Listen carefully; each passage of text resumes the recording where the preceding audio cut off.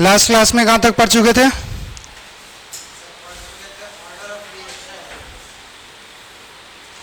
कुछ क्वेश्चंस किए थे?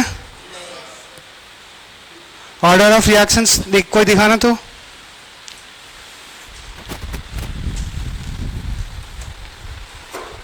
बस इतना ही लिखवाए थे।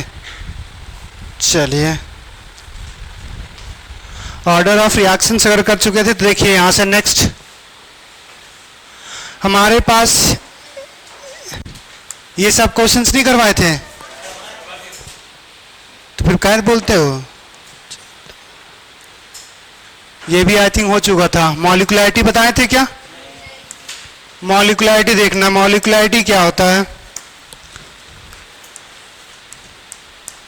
मॉलिक्युलैरिटी क्या होगा? जब हमारे पास देखो रिएक्शन जब होता है तो रिएक्टेंट मॉलिक्यूल्स क्या करते हैं, एक दूसरे से कोलाइड्स करते हैं, और कोलाइड्स करेंगे तो हमारे पास क्या होता है, अगर केमिकल रिएक्शंस हो रहा है तो एटम्स का रीअरेंजमेंट चेंज होगा। तो जब कॉलिजन होता है ना तो एग्जिस्टिंग बॉन्ड जो होता है वो टूटता है और नया बॉन्ड फॉर्म होगा। तो अगर हमारे पास जब ये कॉलिजन में, जब हमारे पास कॉलिजन में जितने जो कॉलिजन हो रहा है जिसमें इफेक्टिव कॉलिजन हो, इफेक्टिव कॉलिजन का नहीं मतलब कॉलिजन के बाद हमारे पास रिएक्टेंट से किसमें चेंज होना चाहिए, प्रोडक्ट में। तो उस समय जितने मॉलिक्यूल्स कोलाइड्स करेंगे एक साथ वही क्या होगा, मॉलिक्युलैरिटी। बात समझ में आया? अगर हमारे पास कोई केमिकल रिएक्शंस हो रहा है तो उसमें हमारे पास क्या होगा कि रिएक्टेंट्स कोलाइड्स करेंगे और कोलाइड्स करने के बाद क्या करेंगे, प्रोडक्ट फॉर्म करेंगे। तो उस कॉलिजन में हमारे पास जितने रिएक्टेंट मॉलिक्यूल्स टकराएंगे वही क्या होगा, उसकी मॉलिक्युलैरिटी। अब यहां से समझना, जो मॉलिक्युलैरिटी हो सकता है वो हमारे पास 1 हो सकता है, 2 हो सकता है, 3 हो सकता है। 3 से ज्यादा जो होता है वो रेयर होता है, लास्ट क्लास में बताए थे। अब देखो 1 कैसे हो सकता है कि एक तो मॉलिक्यूल्स खुद से टकराएगा नहीं, वॉल से तो टकरा सकता है। तो उस बेसिस पे जनरली हमारे पास ये सबसे ज्यादा बेस्ट एग्जांपल होता है कि जब कम से कम 2 एटम्स टकराएंगे। क्लियर? अच्छा, जैसे हमने पढ़ा हुआ था कि ऑर्डर हमारे पास जो होता है वो पॉजिटिव, नेगेटिव, फ्रैक्शनल, जीरो होगा। मॉलिक्युलैरिटी की बात करेंगे तो क्या क्या पॉसिबल हो सकता है? क्या हमारे पास नेगेटिव पॉसिबल हो सकता है? नहीं। कभी जब भी एटम्स टकराएगा तो वो तो हमारे पास क्या होगा, पॉजिटिव। क्या हमारे पास जो मॉलिक्युलैरिटी होगा वो फ्रैक्शनल होगा? जब भी टकराएगा तो या तो 1, 2, 3, 4 ऐसा हो सकता है। ऐसा थोड़ी होगा कि आधा टकराएगा आधा नहीं टकराएगा। जब भी कॉलिजन के लिए आएगा तो कॉलिजन के लिए पूरा मॉलिक्यूल्स आएगा। दूसरा, हमारे पास जब रिएक्शंस हमने पढ़ा था 2 टाइप्स का रिएक्शंस होता है, एक हमारे पास सिंपल एलिमेंट्री रिएक्शंस और दूसरा कॉम्प्लेक्स रिएक्शंस। तो जो मॉलिक्युलैरिटी का जो कॉन्सेप्ट है ना वो हमारे पास एप्लीकेबल होता है सिर्फ सिंपल एलिमेंट्री रिएक्शंस के लिए, जो रिएक्शन सिर्फ एक ही स्टेप में कंप्लीट हो रहा हो। क्लियर? और जो हमारे पास ऑर्डर और मॉलिक्युलैरिटी जो होगा वो हमारे पास सेम होगा फॉर सिंपल एलिमेंट्री रिएक्शंस के लिए। और दूसरा, अगर रिएक्शंस अगर मल्टीपल स्टेप में कंप्लीट हो रहा है तो हर स्टेप का क्या होगा, अलग अलग मॉलिक्युलैरिटी। मगर जब हम बात करेंगे जब जो रिएक्शन सिंगल स्टेप में कंप्लीट हो रहा है उसका हमारे पास मॉलिक्युलैरिटी देखेंगे या फिर हमारे पास उसका ऑर्डर देखेंगे, वो दोनों क्या आएगा, सेम आएगा। कैसे देखेंगे? जैसे यहां से पहला हमारे पास मॉलिक्युलैरिटी, पहला तो जैसे रेट लॉ क्या था, एक्सपेरिमेंटल हमारे पास था। ये क्या है, हमारे पास थ्योरेटिकल है। हम लोग मानते हैं कि 2 एटम्स क्या होंगे, कोलाइड्स करेंगे, तो ये थ्योरेटिकल कॉन्सेप्ट है। तो सबसे पहला तो ये हमारे पास क्या है, थ्योरेटिकल कॉन्सेप्ट। Theoretical concept. दूसरा बात हमारे पास क्या है, it is applicable. It is applicable for simple elementary reaction. और तीसरा मॉलिक्युलैरिटी क्या होता है, व्हेन रिएक्टेंट मॉलिक्यूल्स या फिर हमारे पास atoms collide in such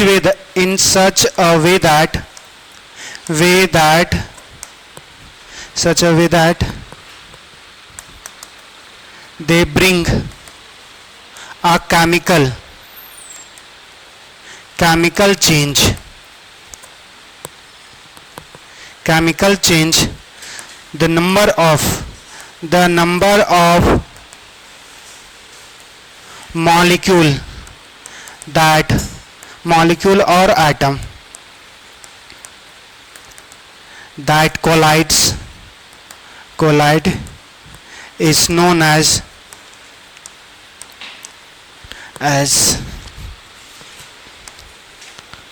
molecularity of reactions. तीसरा, molecularity never be zero, negative or fraction.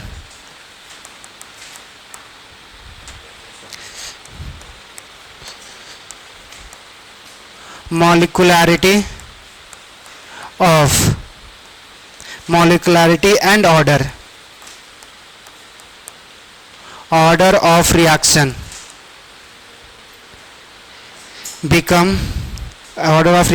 is equal for simple elementary reactions. Molecularity of reaction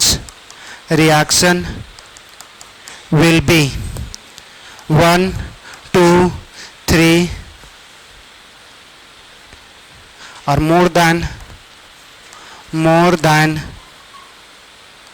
3 is rare. जितनी भी बातें बताए वही सब लिखा. सबसे पहला ये थ्योरेटिकल कॉन्सेप्ट है, हमारे पास सिंपल एलिमेंट्री रिएक्शंस के लिए एप्लीकेबल होगा.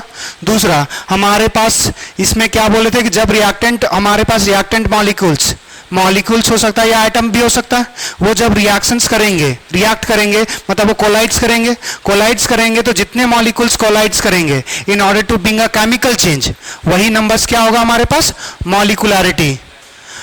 और मॉलिक्युलैरिटी जीरो नहीं हो सकता, नेगेटिव नहीं हो सकता, फ्रैक्शन नहीं हो सकता. मॉलिक्युलैरिटी एंड ऑर्डर ऑफ रिएक्शंस कैसे पता करते थे,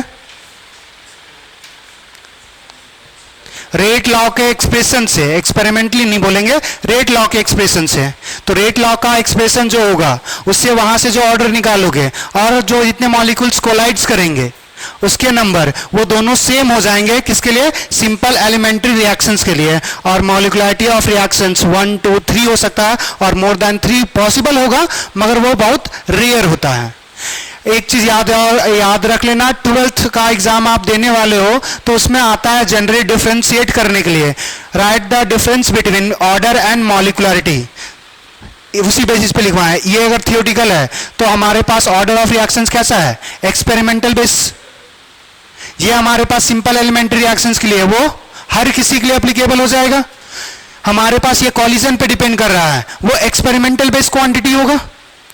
दूसरा, मॉलिक्युलैरिटी जीरो, नेगेटिव फ्रैक्शन पॉसिबल नहीं हो सकता, वो पॉसिबल हो सकता है.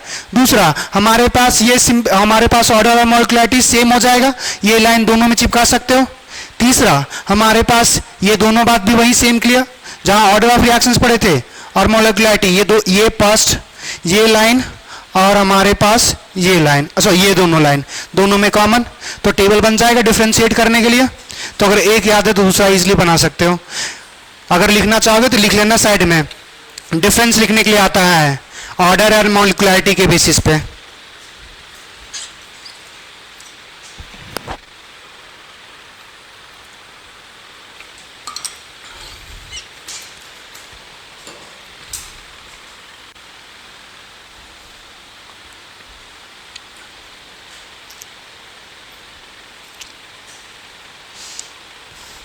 तब कितने बजे आया था तू,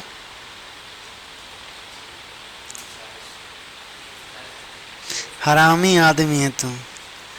एक तो है ये है,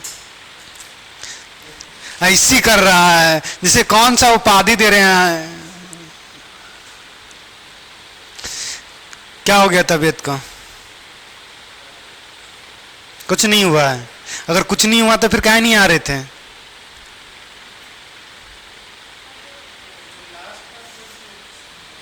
अरे इतना प्रोसेसर स्लो काहे है? वो बंटी कब का बड़ा हो चुका है।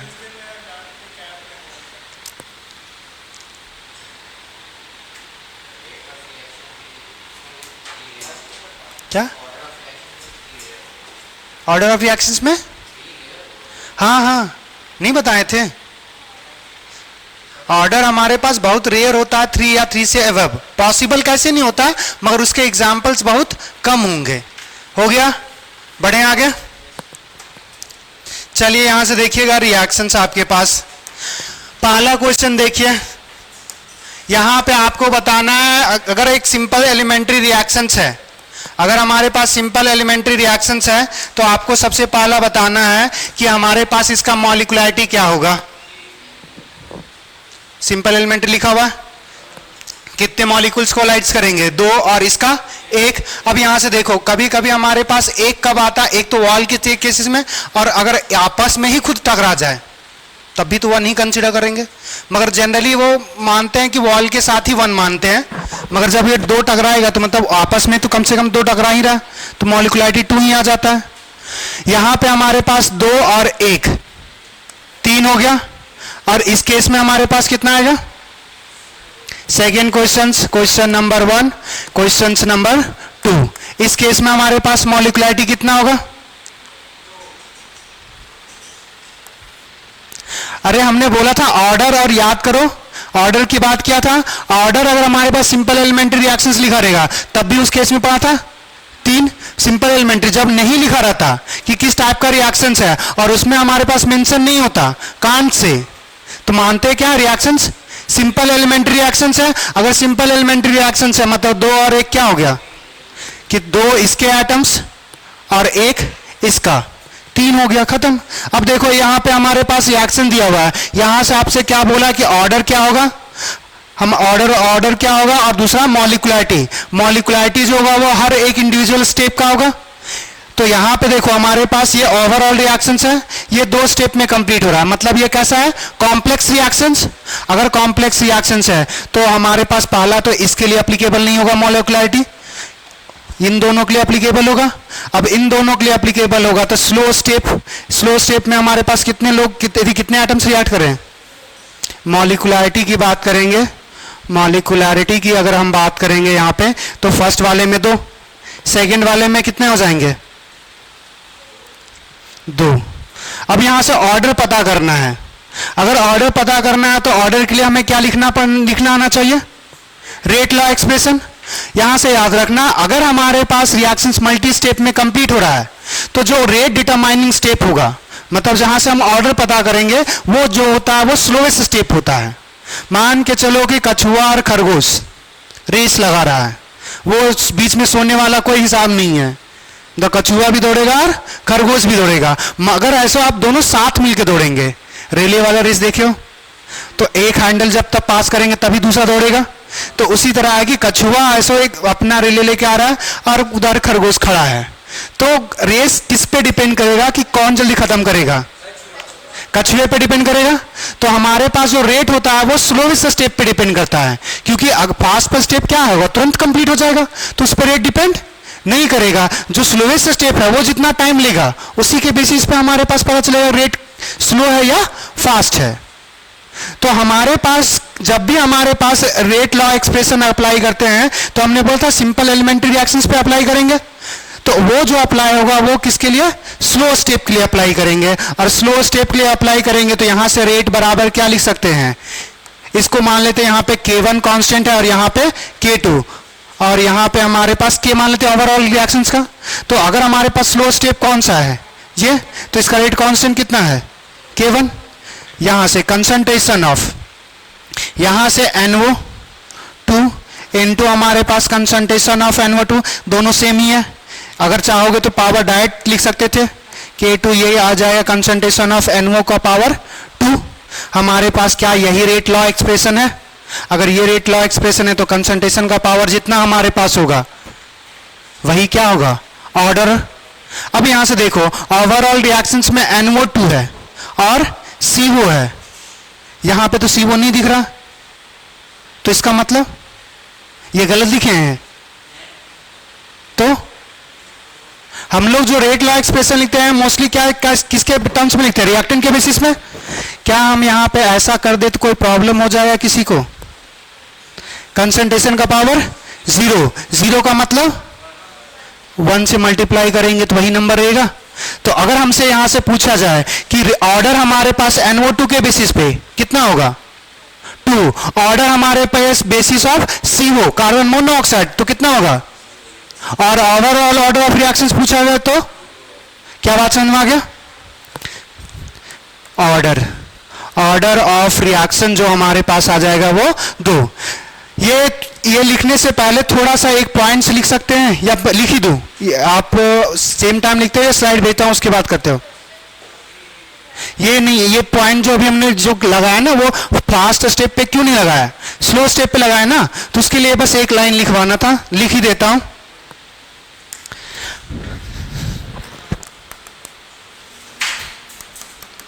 In a complex reaction, rate determining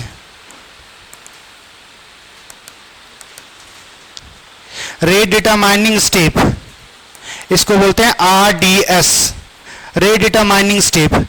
In complex reactions, rate determining step is slowest step of reaction, where slowest step of reactions। और दूसरा पॉइंट हमारे पास आएगा इन slowest step we can apply rate law या फिर हमारे पास लॉ ऑफ मास एक्शन। पहला तो हमारे पास देखो, अगर हमारे पास स्लोएस्ट स्टेप एक ही स्टेप है तो इस पे रेट लॉ हमारे पास रेट लॉ लगाएं या लॉ ऑफ मास एक्शन लगाएं, दोनों का एक्सप्रेशन क्या होगा? सेम, क्योंकि एक ही स्टेप में है ना, यूनिटरी हमारे सिंपल एलिमेंट्री रिएक्शंस, तो दोनों का एक्सप्रेशन सेम। तो किसी बेसिस पे लिख लो, रेट लॉ लगा लो या लॉ ऑफ मास एक्शन लगा लो, तो वही हमने लगाया रेट लॉ। यहां से लिख सकते हो रेट लॉ लगाएंगे किस पे? स्लोएस्ट स्टेप ये था, उसके बेसिस पे हमने लिखा, आ गया।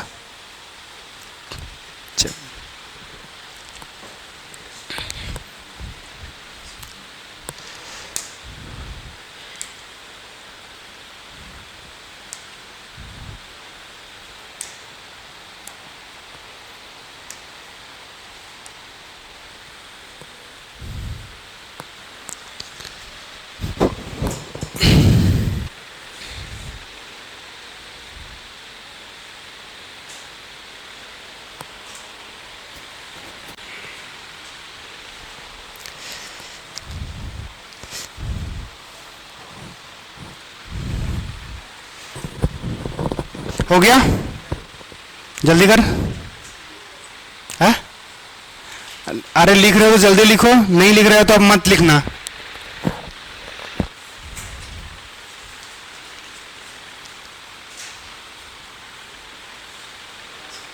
अरे तू ही बार लिख रहा है बस।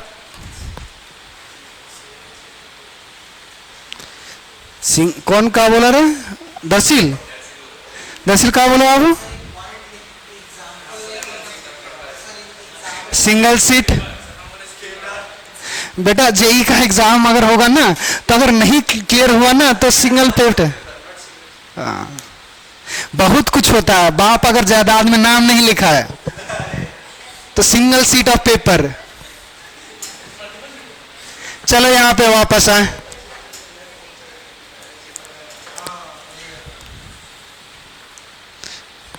यहां से देखिए, एक रिएक्शन हमारे पास ये है ओवरऑल रिएक्शंस, हमारे पास 2 स्टेप में कंप्लीट कर रहा है। ये हमारे पास स्लो स्टेप है और दूसरा हमारे पास क्या है?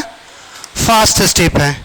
अब जब स्लो स्टेप है फास्ट स्टेप है तो हमारे पास पूछा हुआ है order of reactions, molecularity of reactions. तो मॉलिक्युलरिटी तो अलग अलग स्टेप का होगा, तो इस स्टेप का मॉलिक्युलरिटी अगर बात करेंगे तो कितना होगा हमारे पास? 1। इसमें बात करेंगे तो क्लियर। अब ऑर्डर की बात करेंगे तो फिर से वहां से क्या लिखेंगे, rate law from rate law. Rate law जो अप्लीकेबल होगा किस पे होगा, स्लोवेस्ट स्टेप पे। स्लोवेस्ट स्टेप हमारे पास कौन सा है, फर्स्ट वाला। तो अगर हमारे पास यहां से लिखना चाहेंगे तो रेट इज इक्वल्स टू क्या आ जाएगा, मान के चलो कि इसका कांस्टेंट K1 मान लेते हैं, इसका K2, फिर से यहां से K, तो हमारे पास K1 is equals to K1 हमारे पास क्या आ जाएगा, N2O5 का पावर 1।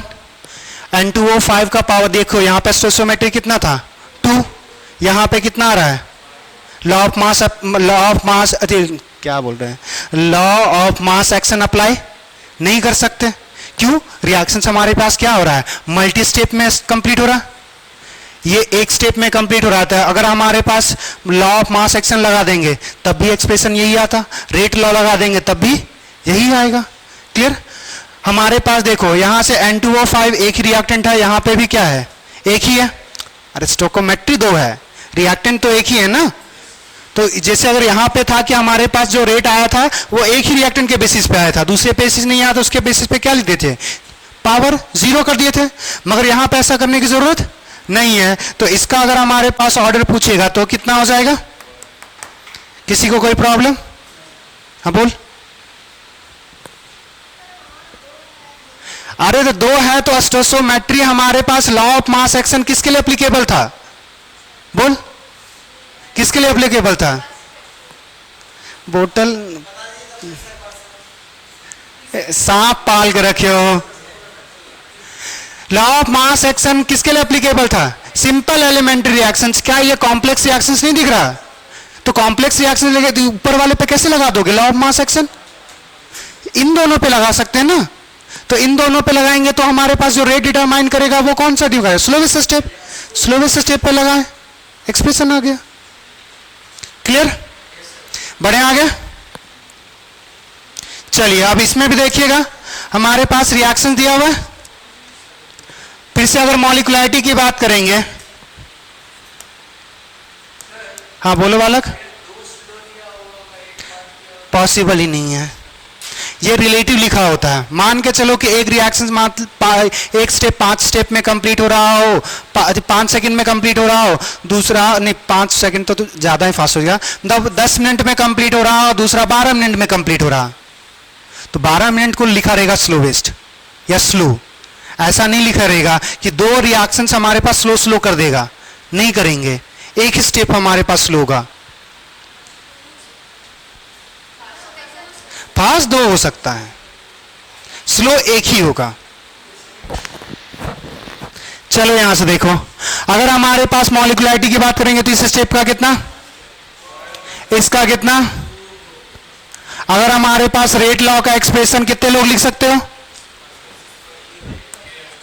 रेट लॉ से हमारे पास रेट का एक्सप्रेशन कितने लोग लिख सकते हो, लिख सकते हो, हाँ तो फिर लिख के दिखाओ तो।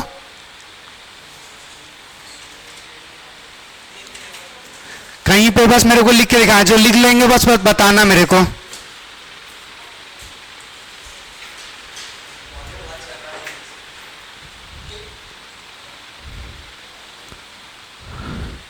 अच्छा इसमें तो लिख ही सकते हो, इसमें क्या जो तो पूछ रहे हैं, अगले वाले में पूछना था। ये स्लो स्टेप है, ये H2O2 है। अगर इसका हम K1 मान ले, फिर से K2 और ये K, तो ये K1 इज इक्वल्स टू हमारे पास K1 H2O2 आएगा। सबने यही लिखा था, बहुत अच्छे, बढ़े आगे। इसका लिखेंगे, इसका मॉलिक्युलरिटी और अब इसका रेट लॉ एक्सप्रेशन लिखिएगा थोड़ा सा।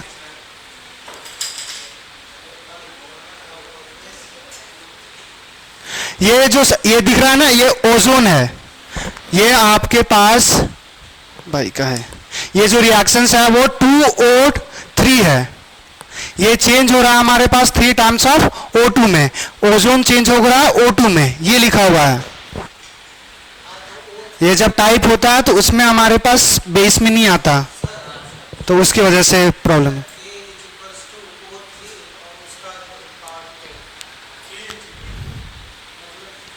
O3 का पावर 2,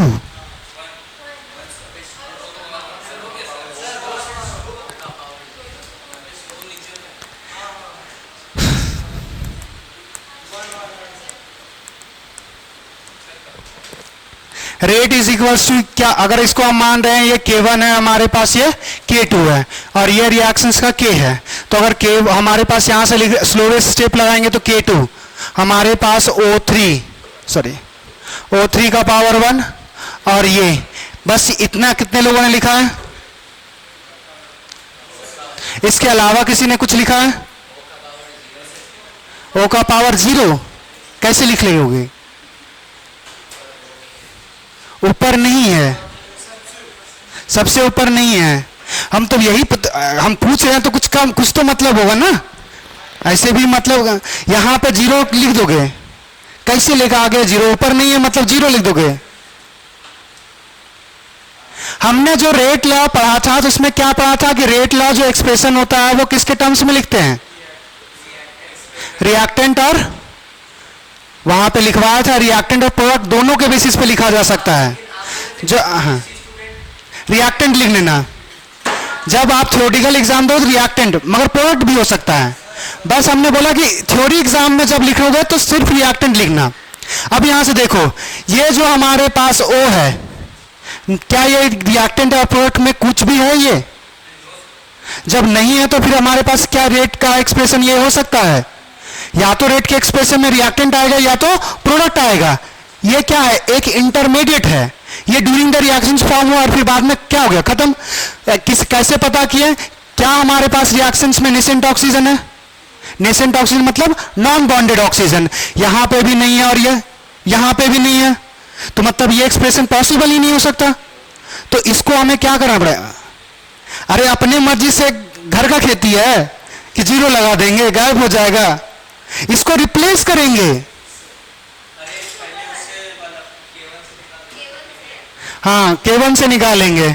तो अब यहां से K1 बराबर हमारे पास क्या लिख सकते हैं? Concentration of O2 into concentration of nascent oxygen divide by concentration of O3।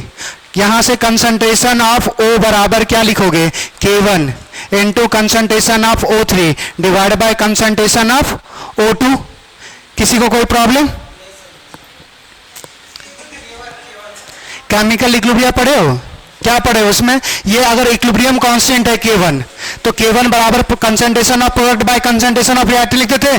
Product क्या है हमारे पास? O2 और O, O2 O, दोनों का स्टोइकोमेट्री क्या है? 1 1।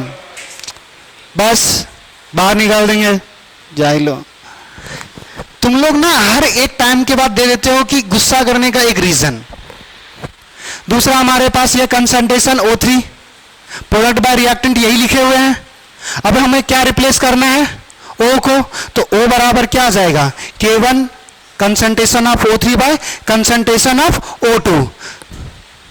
अगर हमने इतना काम कर लिया, इसको मान लेते हैं इक्वेशन 1, तो फ्रॉम इक्वेशन 1 से हमारे पास क्या लिख सकते हैं? Rate is equals to K2, O3 तो हमारे पास है, O3 रहेगा। O के जगह पे क्या लिख सकते हैं? K1 O3 divide by O2। अब यहां से देखो, ये K1 और K2 मल्टीप्लाई होगा, एक नया कांस्टेंट जनरेट होगा, हम उसको मान रहे हैं K3 या K डैश, जो मानना है।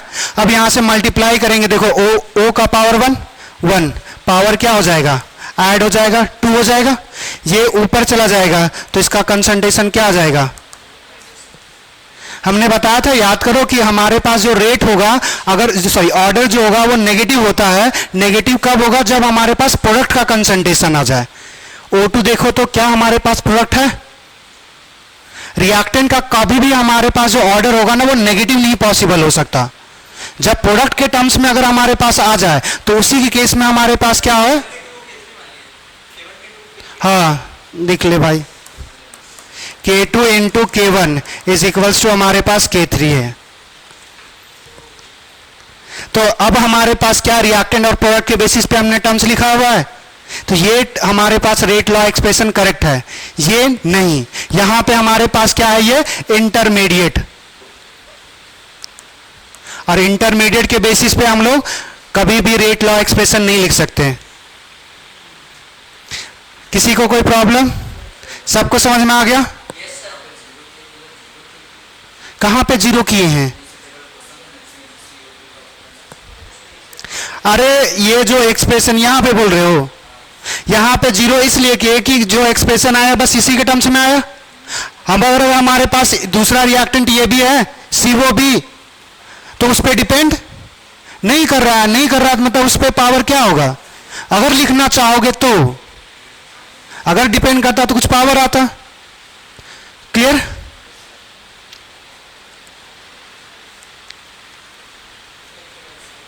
ये किसी को कोई प्रॉब्लम,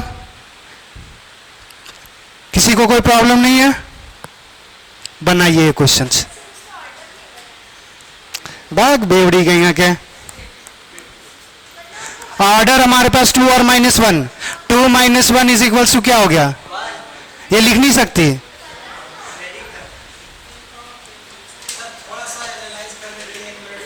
ना ना ना ना ना ना ना, हमने पूछा ना अभी, किसी को कोई प्रॉब्लम नहीं? बनाइए फिर ये।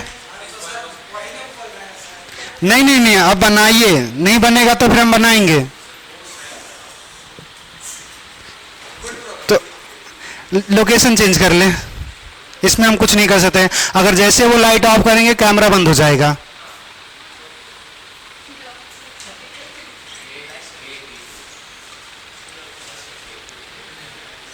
ऐसे आएगा। ए को रिप्लेस नहीं करेंगे,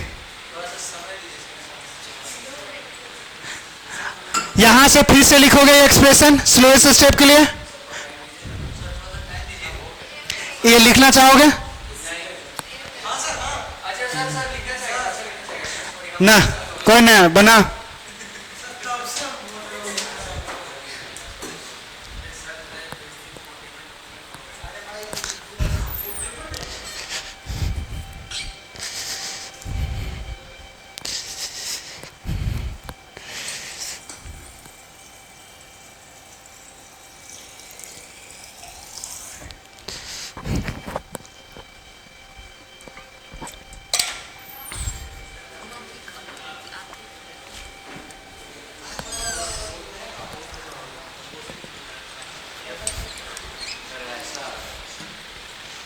कुछ तो आएगा, हमको खुद न हाँ कुछ ऐसा ही आना चाहिए। ऑर्डर कितना आएगा? 3/2। किसी का अगर ऑर्डर 3/2 आएगा तो करेक्ट है। ए के बेसिस पे पावर 1 आएगा, बी के बेसिस पे आई थिंक पावर जो आना चाहिए 1/2, आई थिंक यही आना चाहिए। हो सकता है कि कुछ गलत भी है, अलग भी आए।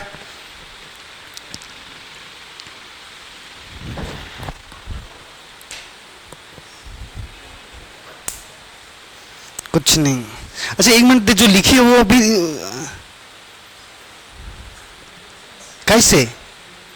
B2 लिखेंगे ना, स्लोएस्ट स्टेप में क्या है? A और B2, A का पावर 1, B2।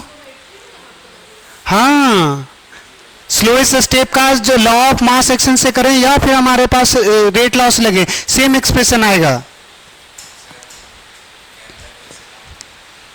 नहीं काम कर रहा, जाने दे। क्या करें हम उसका? जब हम खड़ा होंगे तब वो फोकस लेता है, तब भी हो रहा है तो फिर जाए भाड़ में। इसलिए पूछते हैं कुछ प्रॉब्लम है? नहीं। देखो यहां से हमारे पास रेट लॉ अगर अप्लाई करेंगे तो रेट लॉ हमारे पास किसके लिए एप्लीकेबल होगा? स्लोएस्ट स्टेप के लिए। स्लोएस्ट स्टेप हमारे पास ये रहा। क्लियर? तो यहां से क्या लिखेंगे? हमारे पास रेट बराबर, इसका मान लेते हैं कि ये हमारे पास K1 है, K2 है, ये K3 है। क्लियर? तो यहां से क्या लिखेंगे? हमारे पास K2 बराबर, कहाँ जा रहे हो भाई? Concentration of B2 into concentration of. अब यहां से देखो, क्या हमारे पास B2 है रिएक्शंस में? है। क्या A है? नहीं है, मतलब ये इंटरमीडिएट है। इसको क्या करना पड़ेगा? रिप्लेस करना पड़ेगा। और रिप्लेस करने के लिए हमारे पास 2 रिएक्शन दिया हुआ, मगर अगर हमारे पास नीचे वाला रिएक्शन अगर यूज करेंगे तो क्या हमारे पास एक और इंटरमीडिएट B नहीं नजर आ रहा? तो अगर हमें सिंगल को रिप्लेस करना है तो रिएक्टेंट प्रोडक्ट में करना पड़ेगा, मगर अगर ये रिएक्शंस यूज करें तो एक और टर्म्स आ जाएगा B, तो नहीं कर सकते। ऊपर वाले में देखो तो ए को हम A2 में कन्वर्ट कर सकते हैं, ऊपर A2 है, हो गया काम हमारा। तो ऊपर वाले के लिए हमारे पास K1 का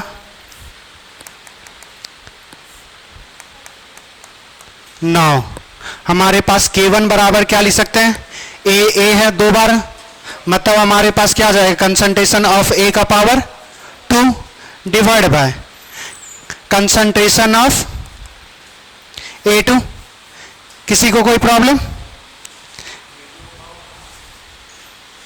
A2 का पावर, यहां A2 का कितना टर्म्स है, एक ही है ना स्टोइचियोमेट्री, तो पावर तो 1 ही रहेगा।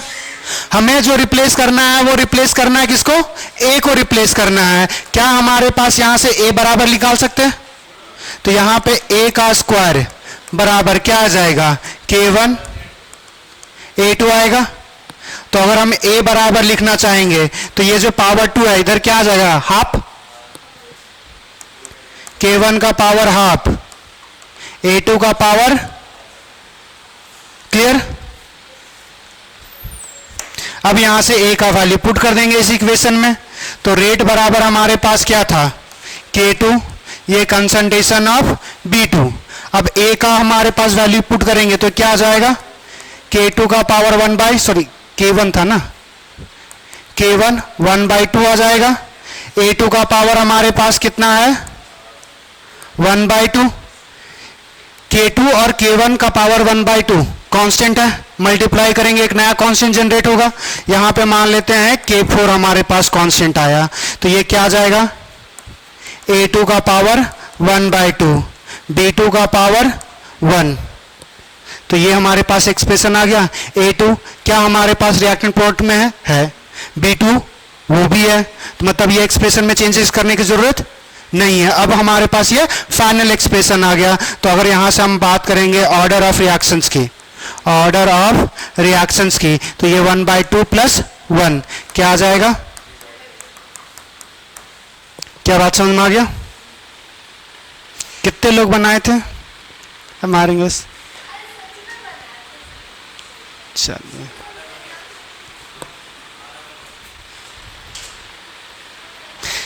आधा नंबर नहीं मिलता है जेई में।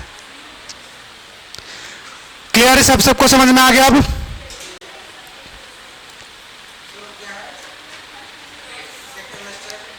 ये सबसे बड़ा चुभता है, तुम लोग को जब बताते रहते तो कहां रहता है तुम्हारा ध्यान?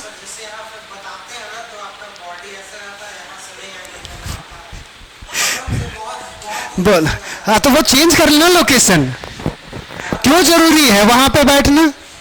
अगर तुम्हारे पास तुम्हारा अगर उस लोकेशन में प्रॉब्लम है तो चेंज कर ले, बैठ।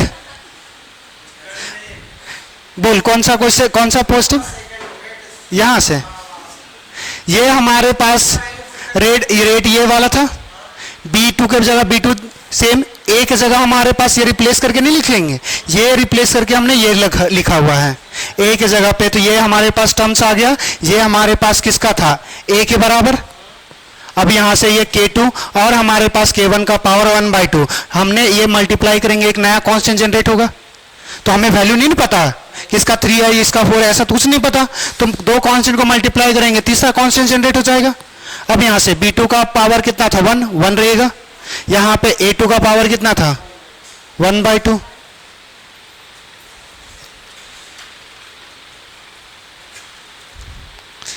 बूढ़ा हो गया, अब ये से दीवार चाहिए लधकने के लिए।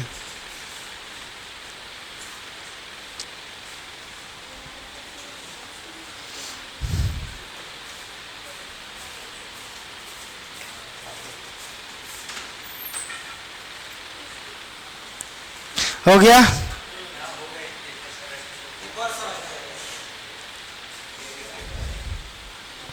होगा तब ना।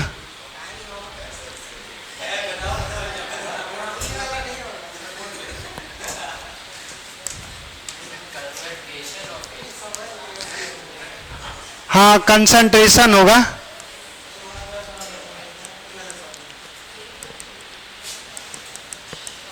देखो क्वेश्चंस क्या लिखा हुआ है, एक रिएक्शंस हमारे पास दिया हुआ। क्या रिएक्शंस को देख के हम ये पता कर सकते हैं कि सिंपल रिएक्शंस है या फिर हमारे पास कॉम्प्लेक्स? खत्म। अब यहां से देखो क्या लिखा हो, concentration of A is double. A का कंसंट्रेशन क्या कर रहे हैं, डबल कर रहे हैं, तो रेट हमारे पास क्या हो रहा है, डबल। तो ए के बेसिस पे ऑर्डर क्या हो जाएगा, ये बात समझ में आ रहा है, 1।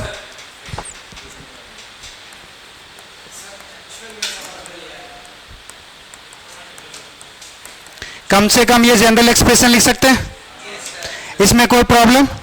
अब अगर हमारे पास ये लिखा हुआ है कि कंसंट्रेशन ए का क्या करे, डबल, रेट क्या हो रहा है, डबल, और दूसरा keeping concentration of be constant, मतलब जितना था उतना ही रखे हैं, तो इसका हमारे पास अगर कांस्टेंट रहे तो इसका इंपैक्ट कुछ नहीं, इसका सिर्फ इंपैक्ट होगा। तो अगर हमारे पास पहले रेट, अगर रेट फाइनल बात कर रहे हैं, वो हमारे पास, जैसे अगर हम ये दो केस ले रहे हैं, फाइनल और हमारे पास इनिशियल, तो अगर रेट पहले मान के चल रहे हैं कि हमारे पास पहले था इनिशियल में आर, तो बाद में कितना हो गया, 2, ये के, अच्छा इसको डिवाइड कर रहे हैं, ये हमारे पास के concentration of A to power X B to power Y divide by concentration of A to power X B to power Y, के से के कैंसिल कर सकते हैं। फाइनल में कंसंट्रेशन हमारे पास ए का क्या करें, पहले अगर ए मान रहे थे, यहां पे कितना होगा, 2a। अरे यहां पे क्या लिखा हो, concentration of A is double, rate लिखा हुआ है, वो रेट इज इक्वल टू ये लिख सकते हैं ना। तो अगर जब कंसंट्रेशन ए का डबल किए हैं तो रेट क्या हो गया, डबल। तो यूज करना बी का क्या रखें, कांस्टेंट, तो मतलब ये बी पहले जितना होगा उतना ही बाद में होगा। रेट आर आर कैंसिल हो जाएगा, ये क्या आ गया, 2/1 इज इक्वल्स टू, यहां पे कंसंट्रेशन क्या था हमारे पास, ए टू पावर एक्स, अच्छा ओ सॉरी सॉरी सॉरी,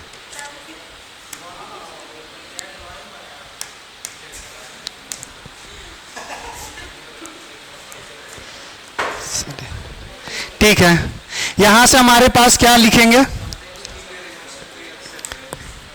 2 का पावर x लिख सकते हैं, और a का पावर हमारे पास क्या होगा, x, नीचे भी हमारे पास a का पावर, ये कैंसिल हो जाएगा। यहां से हमारे पास क्या है, 2 is equal to 2 to power x, अगर दोनों नंबर सेम है तो पावर भी क्या होगा,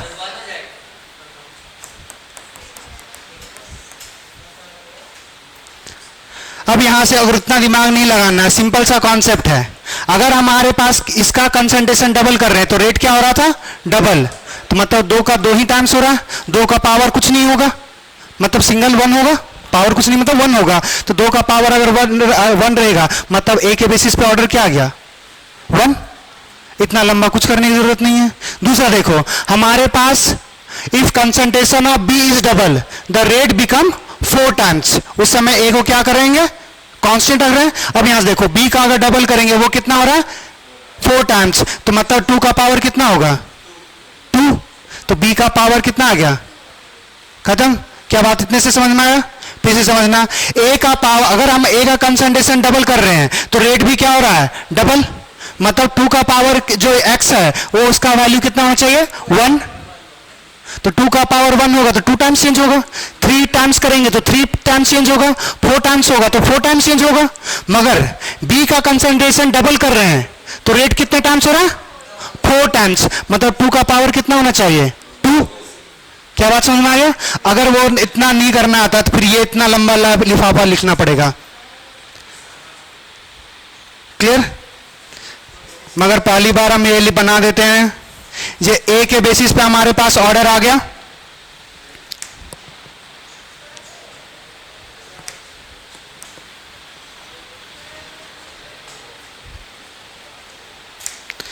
दूसरा देखना, अगर हमारे पास बी के बेसिस पे अगर और बी का ऑर्डर निकालना चाह रहे हैं तो हमारे पास सेम एक्सप्रेशन लिखेंगे, ये रेट हमारे पास 2 और हमारे पास रेट 1 इज इक्वल्स टू, हमारे पास के कंसंट्रेशन ए को अगर क्या रख रहे हैं,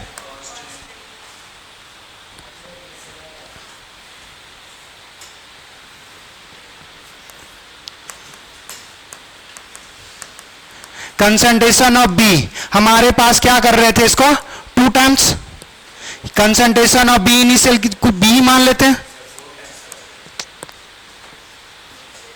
अरे वो कंसंट्रेशन डबल कर रहा है, रेट हम R2 और R1 माने तो अब इसको करेंगे 2 टाइम्स 4 टाइम्स, ये कैंसिल हो गया।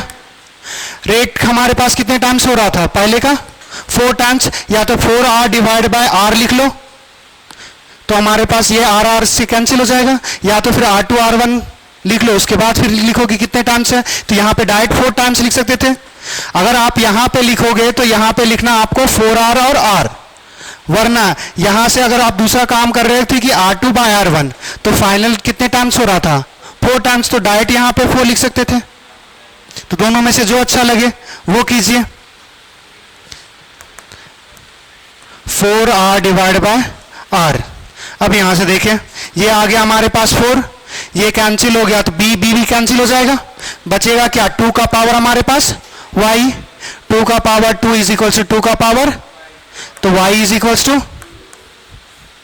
तो हमारे पास ये एक्सप्रेशन में हमारे पास क्या आ गया ऑर्डर। अगर हमारे पास रेट लॉ एक्सप्रेशन लिखेंगे, रेट लॉ अगर एक्सप्रेशन लिखेंगे तो हमारे पास रेट इज इक्वल्स टू के, ए का बेसिस पे कितना पावर आ गया 1, बी के बेसिस पे कितना पावर आ गया, यही आपको करना है। क्लियर, बढ़े आगे। चलिए देखिए यहां पे अगर ये एक हमारे पास टेबल दिया हुआ है, और इस टेबल में थोड़ा सा देखना कि जब हमारे पास कंसंट्रेशन 2 टाइम्स इंक्रीज करेंगे तो रेट कितना टाइम्स चेंज हो रहा है। तो अभी हमारे पास कुछ देर पहले देखिए कि अगर कंसंट्रेशन 2 टाइम्स कर रहे हैं, रेट भी 2 टाइम्स चेंज हो रहा है, मतलब ऑर्डर कितना होगा। अगर कंसंट्रेशन 3 टाइम्स चेंज करेंगे तो रेट हमारे पास, कंसंट्रेशन अगर हमारे पास 2 टाइम्स चेंज कर रहे हैं तो यहां पे हमारे पास कितना आ जाएगा, क्या बात समझ में आया। अगर 2 का अगर कंसंट्रेशन हम 2 अगर कंसंट्रेशन 2 टाइम चेंज करें तो रेट कितना हो गया, तो इस केस में हमारे पास कितना आएगा। अगर हमारे पास कंसंट्रेशन 4 टाइम्स चेंज कर रहे हैं और रेट हमारे पास कितना हो रहा है 8 बार चेंज हो रहा है, तो ऑर्डर क्या होगा अगर, हाँ ये वाला ऐसा आराम से करते हैं। देखो यहां से 2 का पावर हमारे 4 का पावर रखना है, ये इसी का कंसंट्रेशन पे ही पावर रहेगा ना, तो 4 का पावर इज इक्वल टू कितने बार हो रहा है 8, 2 का पावर 2x लिख सकते हैं, 2 का पावर तो 2x बराबर x बराबर 8 का हमारे पास कितने टाइम्स हो रहा है, तो इसका कितना आएगा 2/3 आएगा।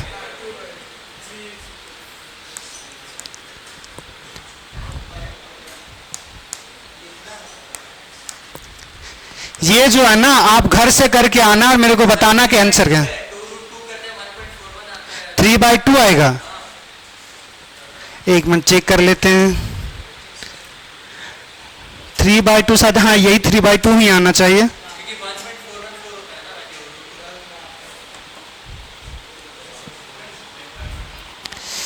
कितना था, हाँ 3/2 ही आएगा। घर में ट्राई कीजिएगा, खुद से भी कुछ काम करना होता है।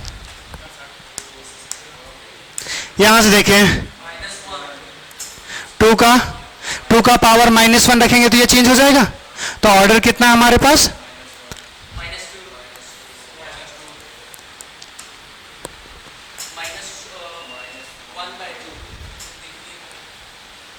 यहां से देखो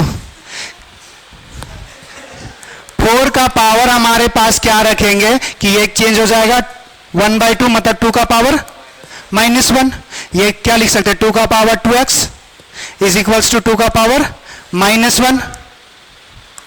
यहां से 2x बराबर क्या आ गया x बराबर, क्लियर 27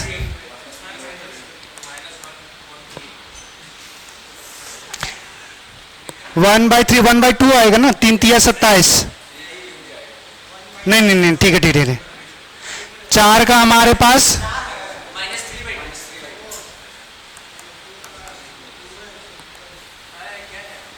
8 का 1/2 हम चेक नहीं कर रहे हैं, सही है ना? हाँ वो घर से बना आइएगा। 3/2 भी आएगा, मगर आप एक बार करिएगा। इस केस में कितना आएगा?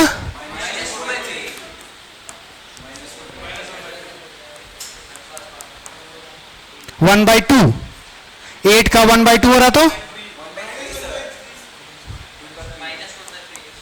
अब यहां से देखिए, ये समझना कि जब कंसंट्रेशन कुछ भी चेंज कर रहे हो, अगर एक से ज्यादा चेंज अगर हो रहा है, अगर कंसंट्रेशन जब भी चेंज कर रहे हैं और वो मोर देन 1 टाइम से अगर ज्यादा है, तो पावर हमेशा हम देखो पॉजिटिव में होगा। जैसे देखो अगर 8 है वो 4 टाइम्स हो रहा है, एक से तो ज्यादा ही चेंजेस हो रहा है, पावर देखो पॉजिटिव में। मगर जब हमारे पास क्या कर रहे हैं, कंसंट्रेशन हम एक से ज्यादा चेंजेस कर रहे हैं, मगर रेट क्या हो रहा है, एक से कम हो रहा है। तो जैसे एक से कम हो जाएगा, ऑर्डर नेगेटिव में चला जाएगा। जब भी हम कंसंट्रेशन चेंज करेंगे और वो एक से ज्यादा चेंजेस अगर हो रहा है, तो ऑर्डर हमेशा पॉजिटिव में। और जब भी कंसंट्रेशन चेंज करेंगे एक से ज्यादा और रेट हमारे पास एक से कम हो जाए, तो वो नेगेटिव में। ये यहां से एक छोटा सा कॉन्सेप्ट आपको याद रखना है कि अगर कंसंट्रेशन हमारे पास चेंज कर रहे हैं, रेट हमारे पास मोर देन 1 से चेंज होगा तो ऑर्डर पॉजिटिव होगा। अगर कंसंट्रेशन हमारे पास चेंज कर रहे हैं मोर देन 1 से और रेट हमारे पास लेस देन 1 से चेंज होगा, तो वो हमारे पास ऑर्डर नेगेटिव होगा। चलिए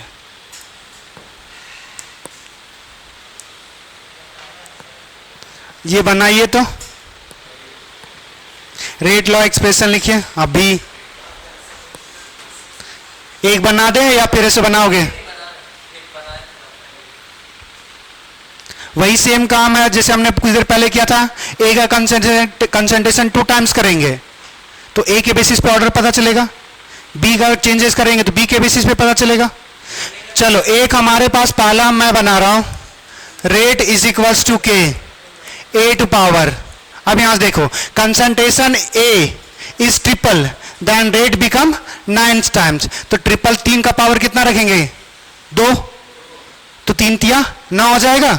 तो ए का पावर कितना आ गया? कुछ करने की जरूरत नहीं है। दूसरा देखो हमारे पास क्या है, if concentration of A and B, अबर दो ए को हमारे पास जैसे यहां पे ए को जब कर रहा था बी कांस्टेंट था, मगर अबर क्या कर रहे हैं, ए और बी का हम डबल कर रहे हैं, तो रिएक्शन हमारे पास कितने टाइम्स होगा? 8 टाइम्स। अब यहां से देखो हमारे पास ए के बेसिस पे अगर डबल करेंगे तो इसका कितना हो जाएगा? 4 टाइम्स। तो बी का कितना हो जाएगा? अगर 4 टाइम्स हो चुका तो बचा कितना? 2 टाइम्स। अरे टोटल 8 टाइम्स है। तो अगर ए के बेसिस पे अगर ए का कंसंट्रेशन डबल करेंगे तो रेट कितने बार चेंज हो चुका है? 4 टाइम्स। 2 का पावर 2 का हो जाएगा ना, तो वो 4 टाइम्स हो गया। तो अगर 8 टाइम्स है तो बी कितने टाइम्स चेंज कर रहा होगा? 2 टाइम्स। तो कंसंट्रेशन उसका कितना टाइम्स चेंज कर रहे थे? 2 टाइम्स। रेट भी कितने टाइम्स चेंज करेगा वो? कितने लोगों को नहीं समझ में आया? ये पहला वाला समझ में आया था कि हमारे पास जब कंसंट्रेशन ए का 3 टाइम्स कर रहे थे तो हमारे पास रेट कितना हो रहा था? 9 टाइम्स। तो 3 का पावर 2 ही रखेंगे। अब यहां से देखो हमारे पास रेट कितना हो रहा था? 8 टाइम्स। तो अगर रेट हमारे पास 8R/R लिखें, कोई problem? Concentration of A into concentration of B, A का पावर तो 2 ही होगा। अब यहां से देखो नीचे यहां पे हम क्या कर रहे हैं, ए का कंसंट्रेशन 2 टाइम्स और बी का कंसंट्रेशन भी 2 टाइम्स। यहां पे हमारे पास पहले क्या होगा, कंसंट्रेशन ए का टाइम्स तो ए ही होगा, ए का हम पहले पावर पता है 2, बी का हमें पहले से पावर नहीं पता, तो इसको एक्स कंसीडर कर ले। ये हमारे पास क्या हो जाएगा? 8 आ जाएगा। ये हमारे पास ए कैंसिल हो जाएगा, ए स्क्वायर, तो 2 का पावर बचेगा 2, तो ये कितना हो गया? 4। फिर से यहां से बी कैंसिल हो जाएगा, 2 का पावर x बचेगा,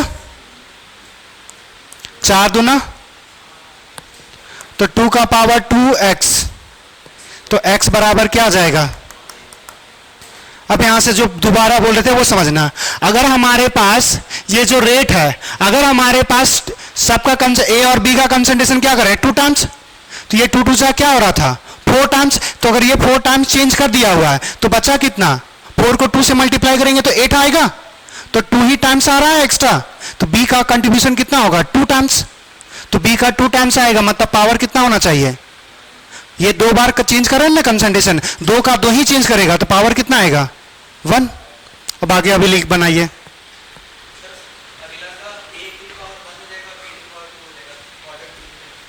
ठीक, आगे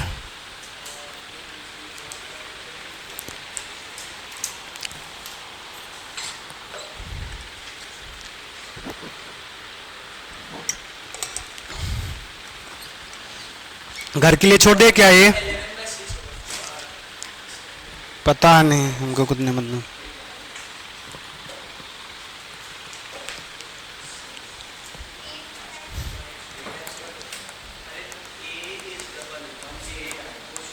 यहाँ अच्छा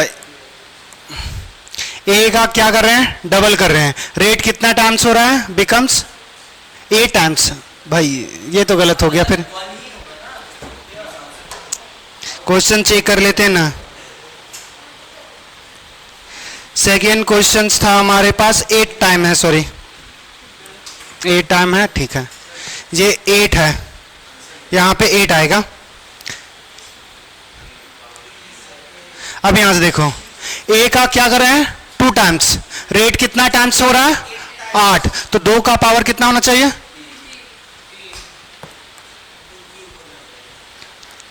कंसंट्रेशन ऑफ बी, फिर क्या लिखा हुआ if concentration of A and B, क्या कर रहे हैं डबल नहीं कर रहे हैं, if concentration of A and B double होना चाहिए then rate becomes, if concentration of A and B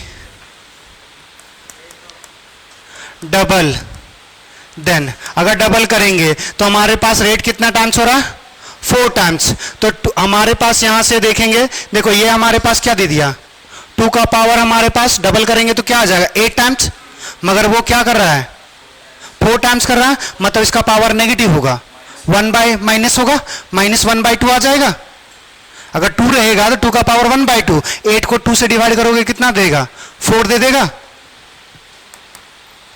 क्या बात समझ में आया।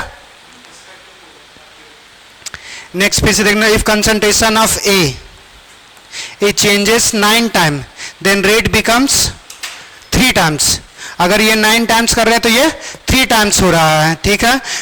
If concentration of B changes by 2 times then rate becomes 2.83, ठीक है। यहां से देखें रेट इज इक्वल्स टू के ए का पावर, देखो यहां से ए का कंसंट्रेशन कितने बार चेंज कर रहे हैं 9, और ये हमारे पास कितना हो रहा है 3, तो 9 का पावर कितना रखेंगे 1/2, मतलब 9 का रूट लेंगे तो कितना आएगा 3 आएगा ना, तो हमारे पास ये क्या आ गया 1/2, 9 था ना, तो 9 का पावर हमारे पास x, ये कितना आ गया 3, तो 9 का पावर 3 का पावर हमारे पास 2 लिख सकते हैं, और ये आ जाएगा 2x, हाँ अच्छा यहां पे हमारे पास 2x, और ये आ जाएगा हमारे पास 3 का पावर 1, तो x का वैल्यू कितना आ जाएगा 1/2। दूसरा देखो concentration of B, if the concentration of B is changes by 2 times, अगर कंसंट्रेशन क्या कर रहे हैं 2 टाइम चेंज कर रहे हैं, तो ये कितना हो रहा था 2.82, ये अभी हम लोग देखे थे कितना था 3/2,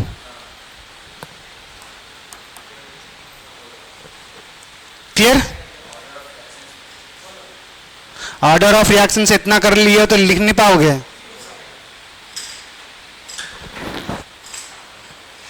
ये सिंपल सा मैथ्स है, बढ़े आगे।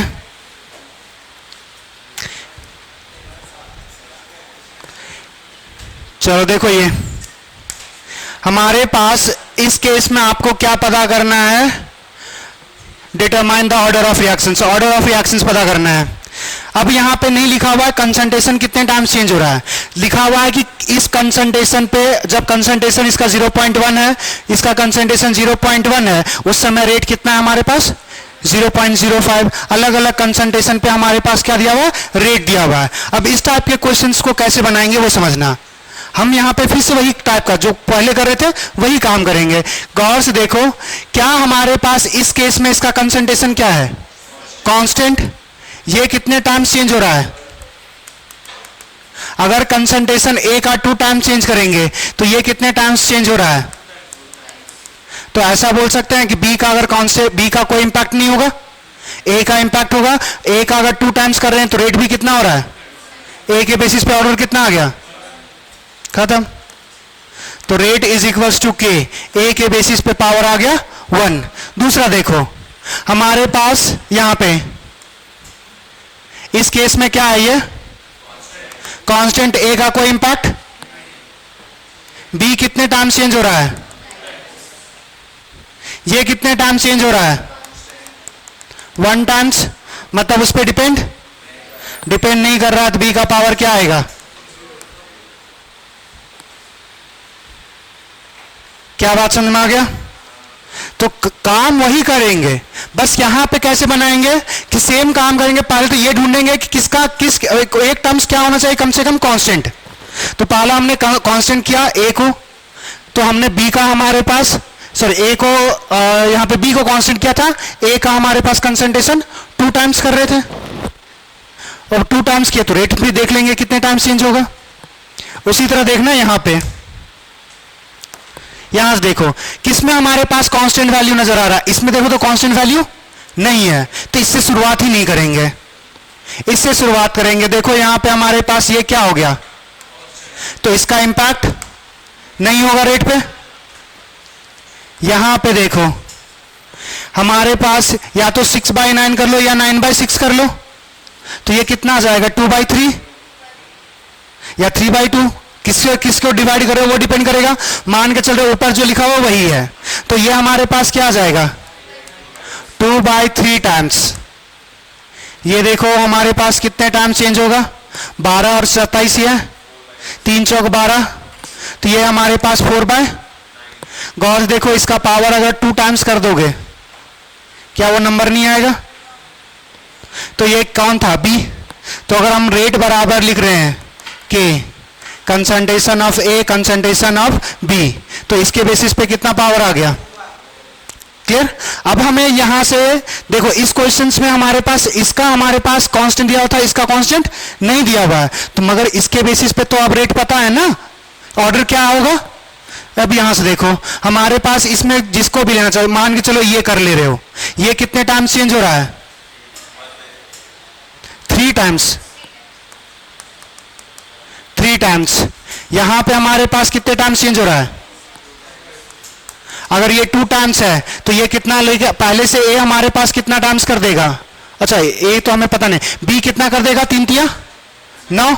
अगर ये 3 टाइम्स चेंज कर रहे हैं तो ये 9 टाइम्स चेंज कर देगा। ए का देखेंगे अब कितने टाइम्स उसका इंपैक्ट पड़ता है, यहां पे हमारे पास 9 टाइम्स। तो अगर हमारे पास इसका 3 टाइम्स कर रहे थे, सॉरी इसका हमारे पास कितना कर रहे थे, हमारे पास इसके बेसिस पे पता चल गया ना, बी के बेसिस पे, तो बी के बेसिस पे अगर इसका कितना टाइम्स कर रहे, 3 टाइम्स, तो 3 टाइम्स का क्या होगा, 9 टाइम्स। 9 टाइम्स तो हो रहा है, मतलब फिर से ए का कोई इंपैक्ट। अगर आपको लगता है कि कोई दूसरा नंबर ले लेते तब हमारे पास आता, जैसे अगर हमने यहां पे 3 टाइम्स, आप इन दोनों का यूज करके भी कर सकते थे। ये कितना हो गया, 2 टाइम्स, ये कितना टाइम्स हो जाएगा। तो अगर हमारे पास यहां से 2 टाइम्स कर रहे हैं तो पहले से पता है ऑर्डर पहले पता है, इसके बेसिस पे कितना होगा, 2 टाइम्स। तो ये 2 का 4 कर चुका है, यहां पे कितने टाइम्स हो रहा है, तो इसके 2 टाइम्स का कोई इंपैक्ट। मिलते हैं अगले क्लास में।